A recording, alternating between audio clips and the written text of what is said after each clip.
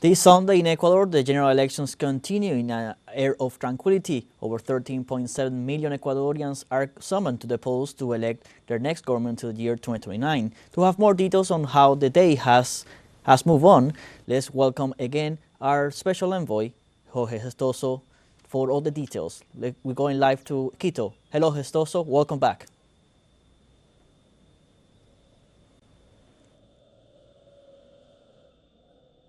Luis, we're reaching halfway of this election day, and so far the turnout starts to be similar to the ones of previous elections. The participation of people are around 80%, as they did in elections in other years, 80% at the end of the day. But so far, so good in terms of everything is going smooth. There's no major incidents around the country. The two leading candidates, according to the polls, we're talking about Luisa González, del Correísmo, the Revolución Ciudadana, has already voted in Manabí, is a northwest province of Ecuador, and also did the president candidate Daniel Noboa, and also has been issuing his vote the vice president candidate for Revolución Ciudadana, Diego Borja. Still, the big issue here is transparency.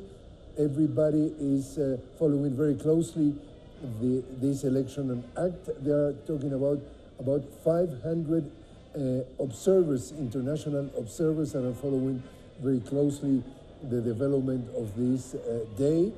Also, the big issues still, according to many analysts, being unemployment or economy, insecurity, and also what they call it, the energy crisis.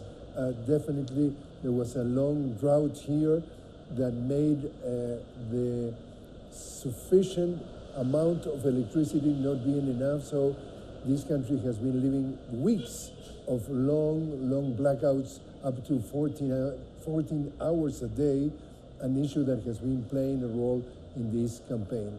There's also an issue about how leveled was the field in this election, and there's also agreement that in the case of president candidate Daniel Noboa has benefiting from the resources of the state, the government, what is called the private media, the mostly television networks, and also the main newspapers in his favor.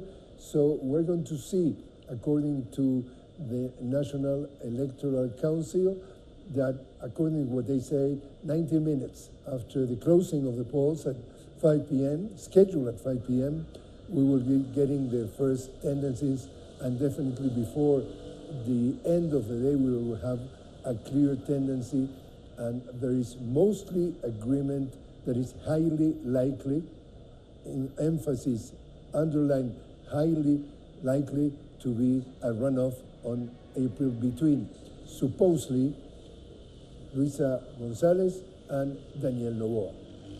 We get back to you then, Luis.